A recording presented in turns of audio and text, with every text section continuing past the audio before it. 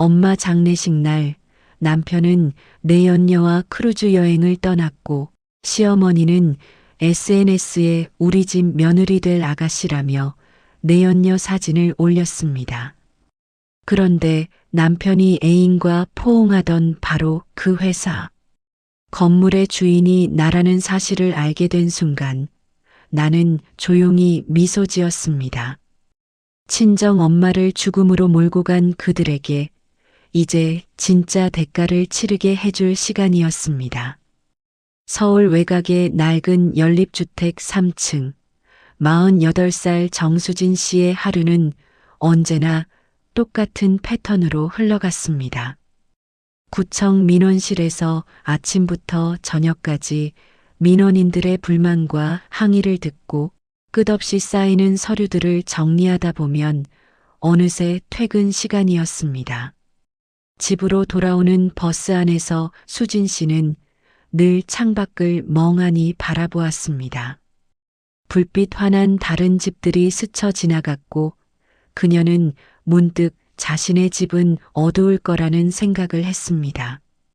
예상은 틀리지 않았습니다. 현관문을 열면 어둠 속에 잠긴 빈집이 그녀를 맞이했습니다. 남편 윤상혁은 어느 순간부터 집보다 밖에서 보내는 시간이 더 많아졌습니다. 처음에는 일주일에 한두 번 정도 늦게 들어오는 수준이었습니다. 하지만 점점 그 횟수가 늘어나더니 이제는 아예 며칠씩 집에 들어오지 않는 일이 잦아졌습니다. 수진 씨가 전화를 걸면 남편은 귀찮다는 듯 짧게 대답했습니다. 회사 일 때문에 바쁘다고 했잖아. 사업하는 사람이 집에만 붙어 있을 수 있나? 그럴 때마다 수진 씨는 아무 말도 하지 못하고 전화를 끊었습니다. 혼자 차린 밥상 앞에 앉아 식어가는 국을 떠먹을 때면 가슴 한구석이 텅 빈 것 같았습니다. 그럴 때마다 떠오르는 사람은 친정 엄마였습니다. 새벽 4시면 어김없이 일어나 반찬 가게 문을 열던 엄마, 평생 허리 한번 제대로 펴지 못하고 일하며 딸 하나 키워낸 그 엄마가 그리웠습니다. 시어머니는 늘 아들 편만 들었습니다. 며느리인 수진 씨에게 전화를 걸 때마다 같은 말을 반복했습니다. 사업하는 남자는 내가 좀 참아야지. 시집온 여자가 뭘 그렇게 따지고 들어. 남편 뒷바라지나 잘해. 수진 씨는 대답 대신 작은 한숨만 내쉬었습니다. 반박할 힘도 따질 용기도 없었습니다. 그저 하루하루를 버티며 살아가는 것만으로도 벅찼습니다. 민원실에서 하루 종일 사람들의 불만을 듣고 집에 와서는 남편의 무관심을 견디고 시어머니의 잔소리를 참아내는 일상이 반복되었습니다. 그러던 어느 날 저녁 시어머니로부터 전화가 걸려왔습니다. 평소와 달리 목소리가 들떠 있었습니다. 수진아, 내 칠순이 다가오잖아. 이번에 특별하게 크루즈 여행을 가기로 했어. 8일짜리로 예약했는데 비용은 내가 마련해야지. 며느리가 시어머니 생신 챙기는 건 당연한 도리 아니겠니? 수진 씨는 핸드폰을 쥔 손에 힘이 들어갔습니다.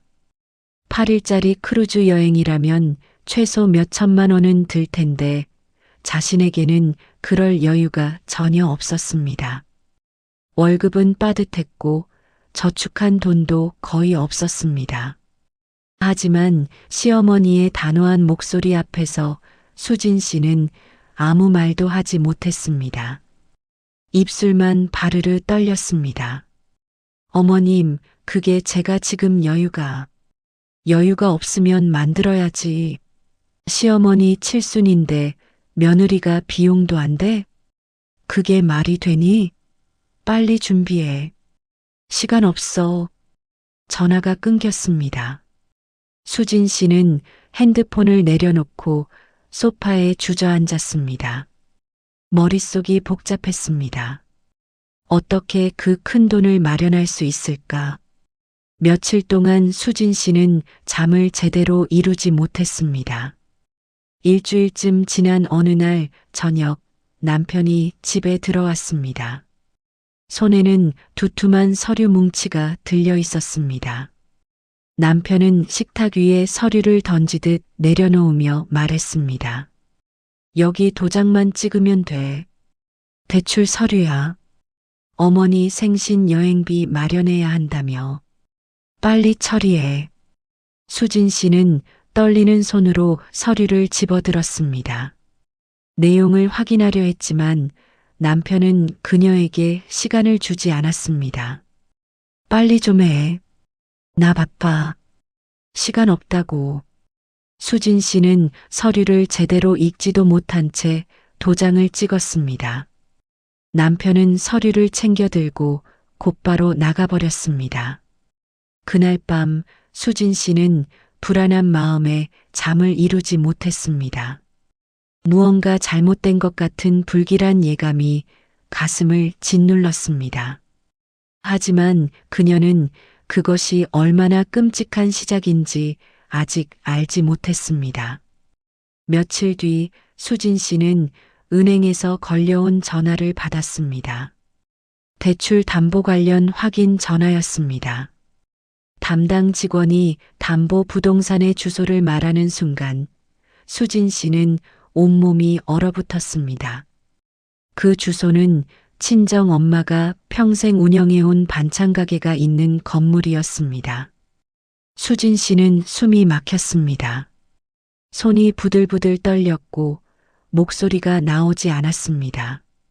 잠깐만요. 지금 그 주소가 확실한 건가요?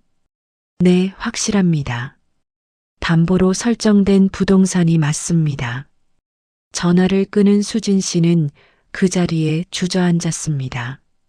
남편이 친정 엄마의 건물을 담보로 몇 천만 원을 대출받았다는 사실을 깨달은 순간이었습니다. 친정 엄마는 평생 새벽 4시에 일어나 반찬을 만들고 하루 종일 가게를 지키며 딸 하나 키워낸 분이었습니다. 그 건물은 엄마의 전 재산이자 삶의 전부였습니다. 그리고 그것을 시댁의 사치성 여행 비용으로 담보 잡혔다는 것이 믿기지 않았습니다. 수진 씨는 떨리는 손으로 남편에게 전화를 걸었습니다. 1번, 2번, 3번. 하지만 남편은 전화를 받지 않았습니다. 수진 씨는 친정 엄마에게 전화를 걸었습니다. 목소리를 최대한 가라앉히려 애썼지만 떨림을 숨길 수 없었습니다. 엄마, 혹시 우리 집 때문에 건물에 대출받은 거 알고 계셨어요? 전화 너머로 엄마의 숨소리가 거칠어졌습니다. 잠시 침묵이 흐른 뒤 엄마는 떨리는 목소리로 대답했습니다. 뭐라고? 내 건물을? 수진아, 그게 무슨 소리야? 내가 도장 찍은 적 없는데. 수진 씨는 더 이상 말을 잇지 못했습니다.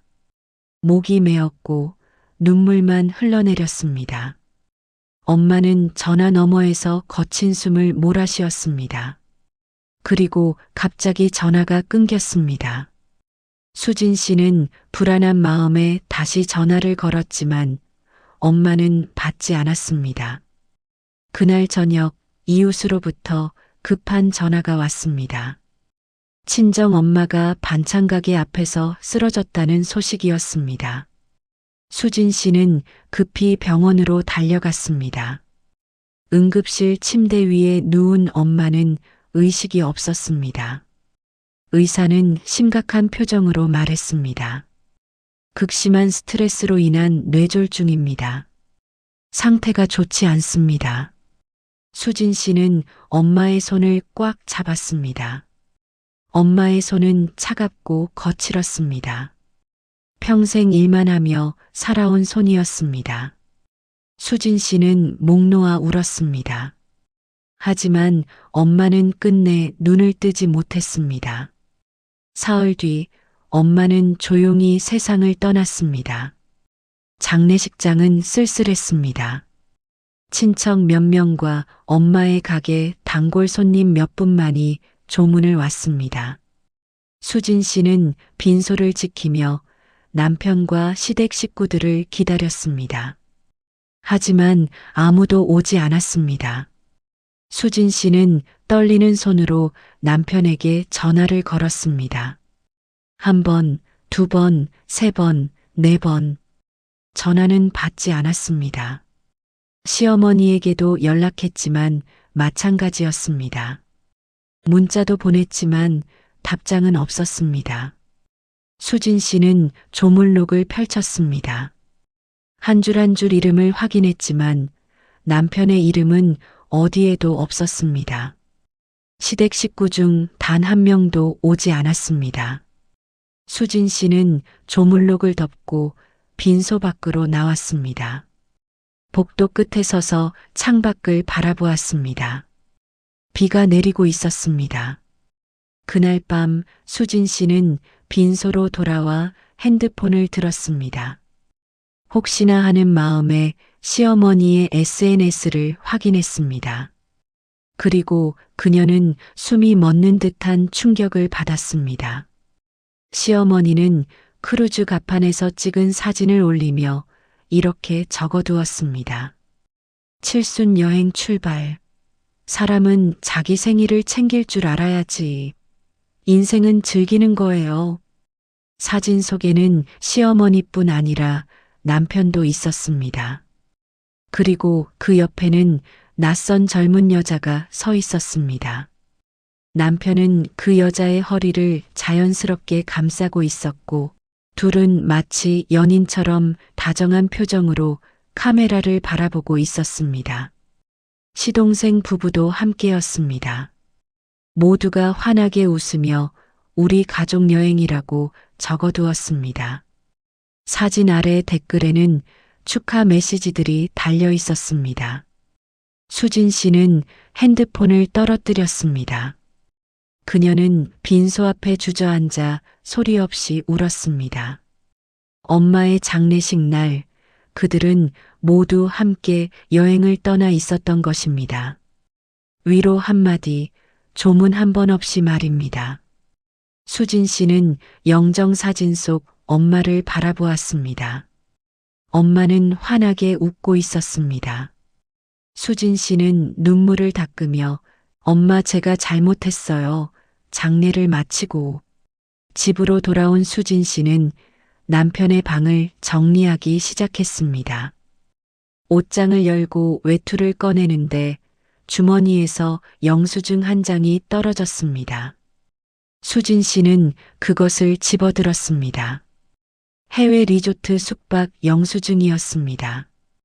투숙 인원 2명, 고급 와인 패키지, 커플 마사지 비용까지 상세하게 적혀 있었습니다. 수진 씨는 결제일을 확인했습니다. 그날은 엄마 장례식 첫날이었습니다. 수진 씨는 그 자리에 주저앉았습니다. 손에 든 영수증이 바들바들 떨렸습니다. 남편은 엄마의 장례식 날 낯선 여자와 함께 리조트에서 와인을 마시고 마사지를 받고 있었던 것입니다. 수진 씨는 더 이상 참을 수 없었습니다. 남편의 서재로 들어가 서랍을 뒤지기 시작했습니다. 그리고 법인카드 내역서를 발견했습니다. 내역을 확인하던 수진 씨는 눈을 의심했습니다. 남편은 이미 6번 이상 해외여행을 다녀왔고 일부 호텔에서는 부부로 체크인한 기록이 남아 있었습니다.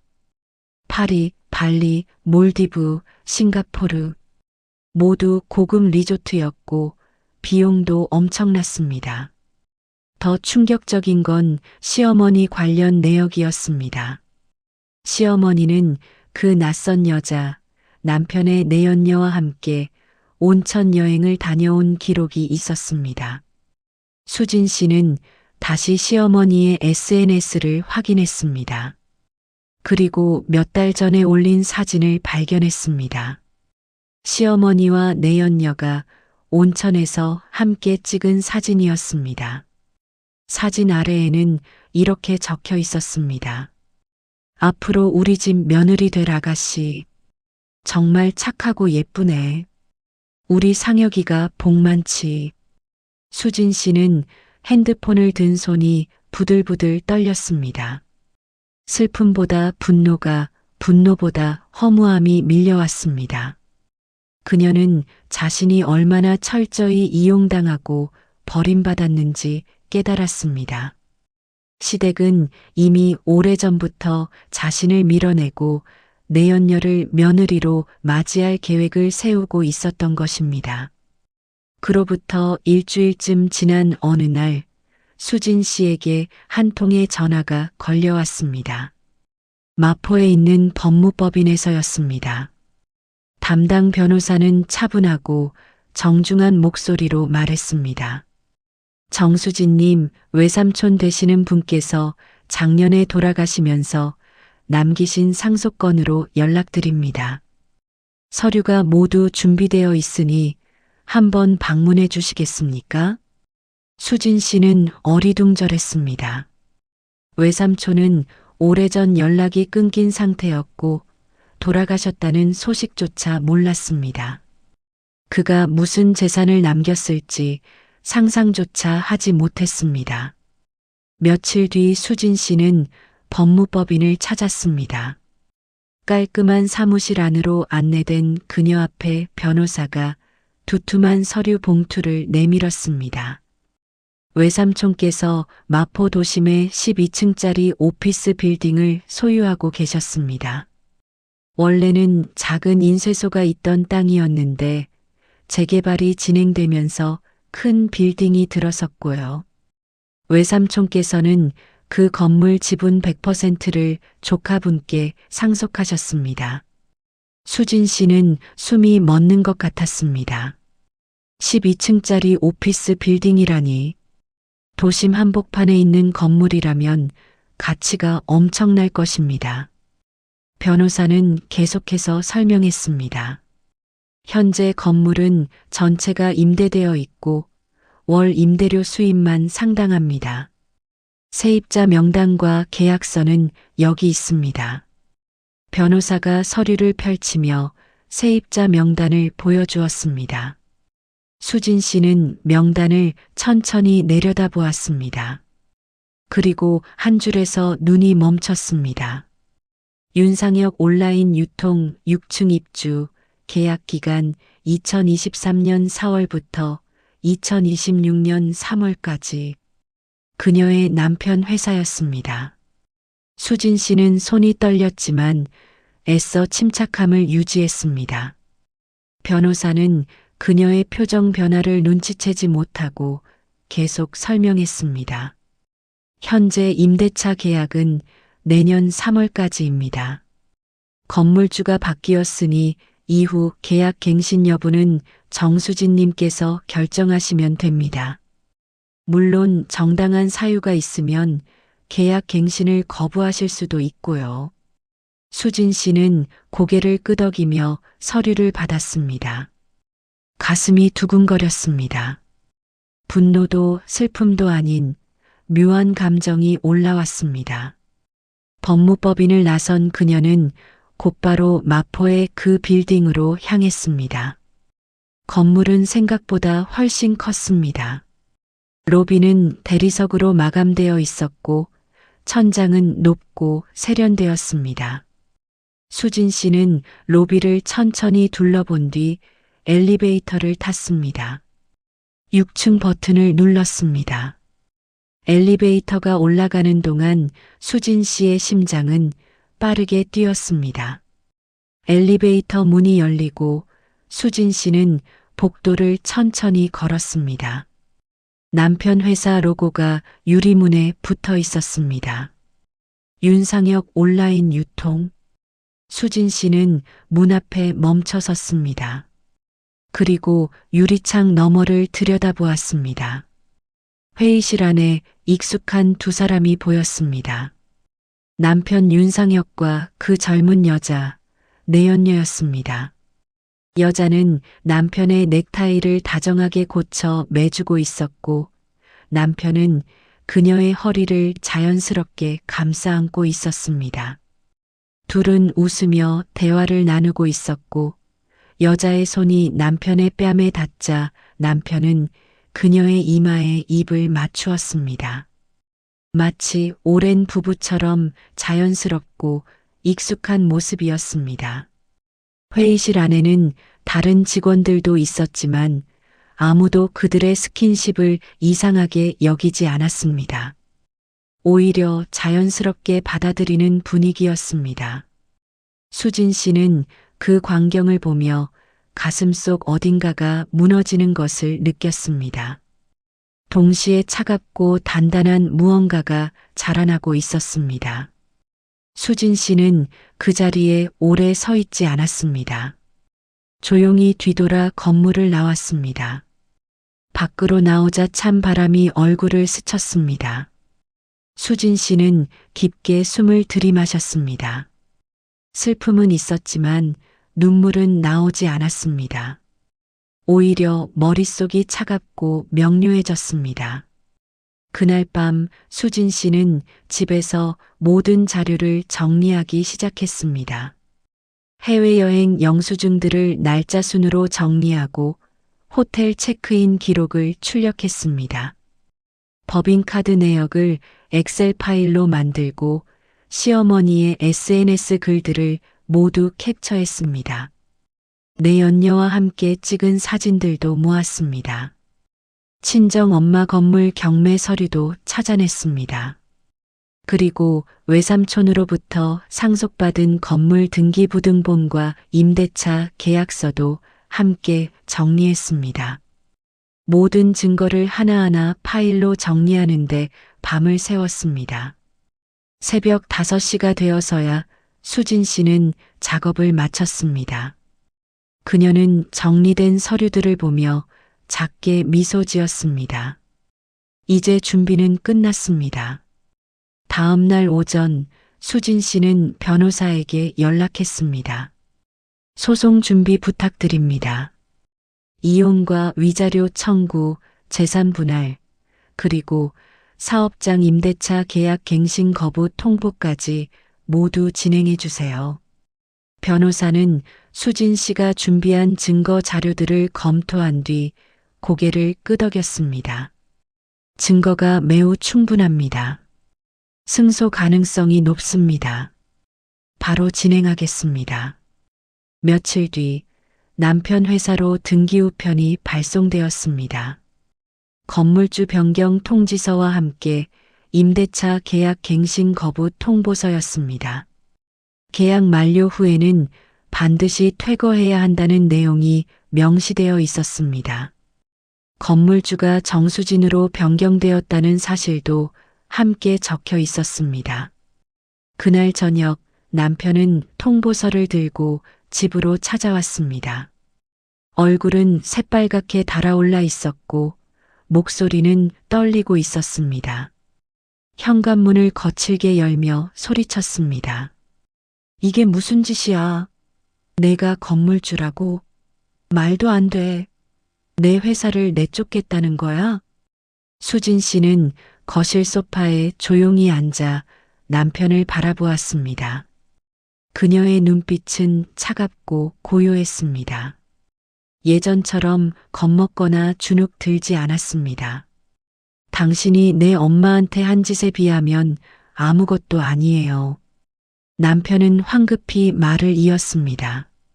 목소리에는 다급함이 묻어났습니다.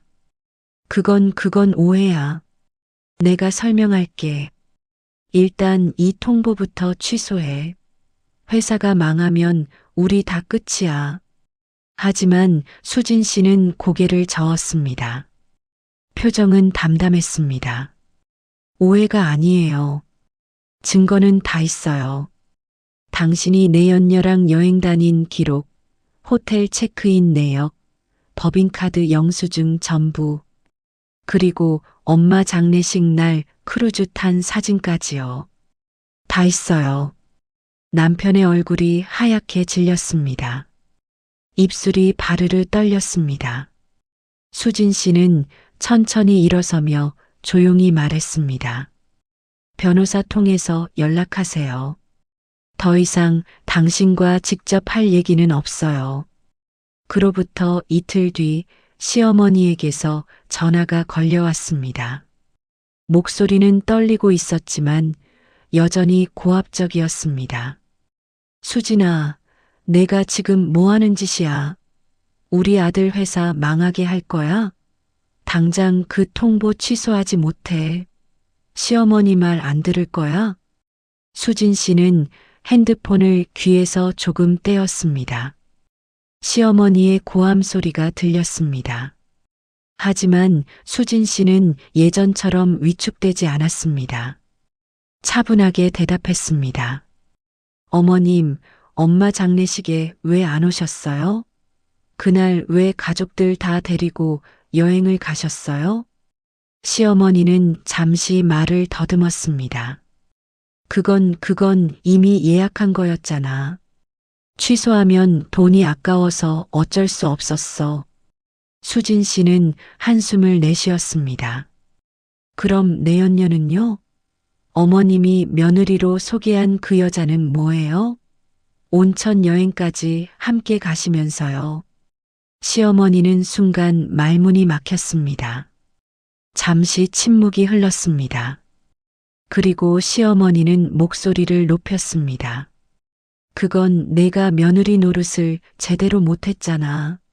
우리 상혁이가 밖에서 위로받을 수밖에 없었던 거야. 수진 씨는 더 이상 들을 필요가 없다고 판단했습니다. 어머님, 이제 끝이에요.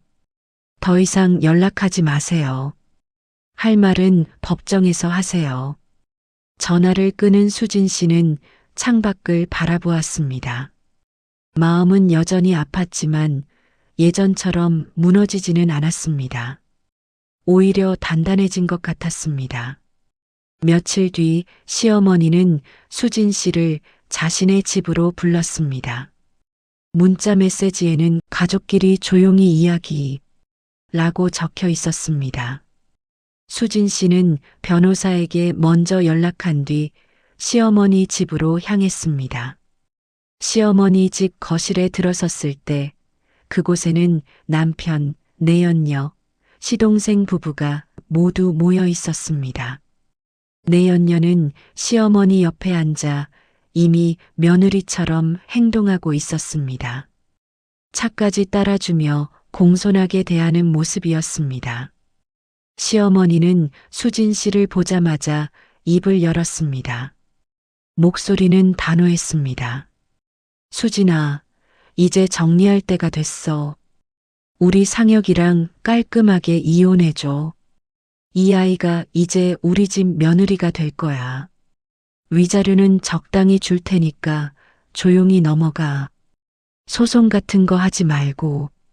내연녀는 수진 씨를 힐끗 쳐다보며 비웃듯 미소 지었습니다. 자신만만한 표정이었습니다. 남편은 고개를 숙인 채 아무 말도 하지 않았습니다.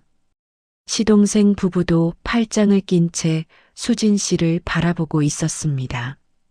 수진 씨는 아무 말 없이 가방에서 서류 봉투를 꺼냈습니다. 그리고 테이블 위에 하나하나 펼쳐놓기 시작했습니다. 천천히, 조용히 하지만 정확하게 말입니다. 첫 번째, 해외여행 영수증들. 파리, 발리, 몰디브, 싱가포르. 모두 남편과 내연녀가 함께 다녀온 기록이었습니다. 두 번째, 호텔 부부 체크인 기록. 세 번째, 내연녀와 함께 찍은 사진들. 크루즈 갑판, 리조트 풀장, 레스토랑. 모두 친밀한 스킨십이 담긴 사진들이었습니다. 네 번째, 시어머니의 SNS 캡처. 앞으로 우리 집 며느리 될 아가씨라고 적힌 글과 함께 내연녀와 온천 여행을 다녀온 사진. 다섯 번째, 친정 엄마 건물 경매 서류. 담보대출로 인해 경매에 넘어갈 뻔했던 기록. 6번째, 엄마 장례식 날짜와 크루즈 출항 날짜가 일치하는 증거. 그리고 마지막으로 마포 빌딩 등기부등본과 임대차 계약서. 건물주가 정수진으로 변경되었다는 사실이 명시된 서류였습니다. 거실은 순식간에 얼어붙었습니다. 시어머니는 서류를 보며 입을 떡 벌렸고 남편은 얼굴이 새하얗게 질렸습니다. 내연녀는 손을 떨며 뒤로 물러섰습니다. 자신만만하던 표정은 온데간데 없었습니다. 시동생 부부도 당황한 표정으로 서로를 쳐다보았습니다. 수진 씨는 조용하지만 단호한 목소리로 말했습니다. 어머님이 저보고 조용히 넘어가래요? 제 엄마는 당신 아들 때문에 돌아가셨어요. 그런데 당신들은 엄마 장례식 날 여행을 갔죠. 내연녀랑 함께요. 이게 가족이에요? 시어머니는 변명하려 했지만 수진 씨는 손을 들어 막았습니다. 더 이상 할 말 없어요. 소송은 이미 시작됐고 남편 회사는 3달 뒤에 나가야 해요. 건물주는 저예요. 위자료도 법원에서 정할 거예요. 제가 원하는 만큼요. 내연녀가 떨리는 목소리로 물었습니다. 그럼 회사는 어떻게 되는 거예요? 수진 씨는 차갑게 대답했습니다. 그건 제가 상관할 일이 아니에요. 당신들이 알아서 하세요. 저는 이제 더 이상 이 사람들과 아무 관계도 없어요. 남편이 갑자기 무릎을 꿇으며 애원했습니다. 눈물까지 흘렸습니다. 수진아, 미안해. 내가 잘못했어. 제발 한 번만 용서해줘. 회사가 망하면 우리 다 끝이야. 제발. 수진 씨는 무릎 꿇은 남편을 내려다보았습니다. 예전 같았으면 마음이 흔들렸을지도 모릅니다. 하지만 이제는 아니었습니다. 그녀는 조용히 말했습니다. 당신은 제 엄마가 돌아가셨을 때 이미 끝났어요. 장례식에도 안 오고 내연녀랑 여행 갔잖아요. 이제 와서 용서를 구하지 마세요. 너무 늦었어요. 시어머니가 소리쳤습니다. 목소리에는 분노가 섞여 있었습니다. 내가 우리 가족을 파괴하는 거야. 이게 복수야? 이게 며느리가 할 짓이야? 수진 씨는 고개를 저었습니다. 목소리는 차갑고 단호했습니다. 아니에요, 어머님. 이건 복수가 아니라 정의예요. 잘못한 사람이 대가를 치르는 거예요. 당연한 거예요. 수진 씨는 서류를 다시 가방에 넣고 일어섰습니다. 그리고 뒤돌아보지 않고 집을 나섰습니다. 뒤에서 시어머니의 고함 소리와 남편의 애원 소리가 들렸지만 수진 씨는 멈추지 않았습니다. 남편은 불륜과 재산 은닉, 사기 혐의로 위자료 8억 원을 지급하라는 판결을 받았습니다. 회사는 새 사무실을 구하지 못해 결국 문을 닫았습니다. 직원들은 뿔뿔이 흩어졌고 남편은 빚더미에 앉게 되었습니다. 내연녀는 상황이 불리해지자 남편을 떠나 연락을 끊었습니다. 남편이 여러 번 전화를 걸었지만 받지 않았고 결국 다른 남자와 결혼했다는 소식이 들렸습니다. 시어머니는 수진 씨를 찾아와 무릎을 꿇고 용서를 빌었습니다. 하지만 수진 씨는 조용히 고개를 저었습니다. 어머님, 너무 늦었어요. 이제 각자 자기 인생을 사세요. 저도 제 인생을 살 거예요. 판결문을 받은 날 수진 씨는 마포의 빌딩 옥상으로 올라갔습니다. 문을 열고 옥상으로 나서자 차가운 바람이 얼굴을 스쳤습니다. 도시의 불빛들이 반짝이고 있었고 멀리 한강이 보였습니다. 수진 씨는 난간에 기대어 하늘을 올려다보았습니다. 밤하늘에는 별이 몇 개 보였습니다. 그녀는 눈을 감고 깊게 숨을 들이마셨습니다. 그리고 작은 목소리로 속삭였습니다. 엄마, 이제 걱정 마세요. 저 이제 괜찮아요. 정말 괜찮아요. 바람이 그녀의 머리카락을 흔들었습니다. 수진 씨는 다시 숨을 들이마셨습니다. 가슴속 깊은 곳에 오랫동안 눌러져 있던 무게가 조금씩 가벼워지는 것 같았습니다. 슬픔은 여전히 남아 있었지만 그 슬픔이 더 이상 그녀를 짓누르지는 않았습니다. 오히려 슬픔을 딛고 일어설 수 있는 힘이 생긴 것 같았습니다. 며칠 뒤 수진 씨는 친정 엄마의 반찬 가게를 다시 찾았습니다. 오랫동안 문을 닫고 있던 가게는 먼지가 쌓여 있었고 창문에는 거미줄이 쳐져 있었습니다. 하지만 여전히 엄마의 온기가 느껴졌습니다. 수진 씨는 가게 문을 열고 안으로 들어갔습니다. 엄마가 늘 서 있던 자리, 엄마가 반찬을 담던 그릇들, 엄마가 적어두었던 단골 손님 메모들, 하나하나가 엄마의 흔적이었습니다. 수진 씨는 가게를 천천히 둘러보았습니다. 그리고 결심했습니다. 이 가게를 다시 열기로 말입니다. 엄마가 평생 지켜온 이 자리를 이제는 자신이 이어가기로 했습니다. 엄마의 뜻을 이어받아 정직하게 일하며 살아가기로 했습니다. 며칠 동안 수진 씨는 가게를 정리했습니다. 먼지를 닦고 낡은 물건들을 새 것으로 바꾸고 벽지를 다시 발랐습니다. 그리고 새 간판을 달았습니다. 정수진의 집밥 반찬. 소박하지만 따뜻한 이름이었습니다. 엄마가 좋아했을 것 같은 이름이었습니다. 가게 문을 연 첫날, 엄마의 옛 단골 손님들이 하나둘 찾아왔습니다.